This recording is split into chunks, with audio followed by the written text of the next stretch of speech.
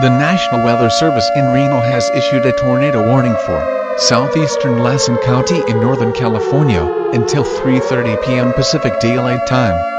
At 2:28 p.m. Pacific Daylight Time, a pyrocumulonimbus from the Loyalton Wildfire is capable of producing a fire-induced tornado, and outflow winds in excess of 60 miles per hour was located south of Chilcoot and is nearly stationary.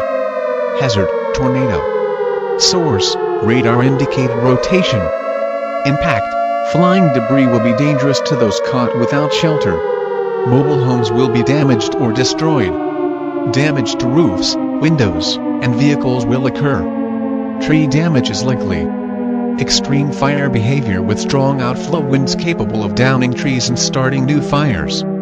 This is an extremely dangerous situation for firefighters. This tornadic pyrocumulonimbus will remain over mainly rural areas of southeastern Lassen County in the vicinity of the fire. Take cover now. Move to a basement or an interior room on the lowest floor of a sturdy building. Avoid windows. If you are outdoors, in a mobile home, or in a vehicle, move to the closest substantial shelter and protect yourself from flying debris.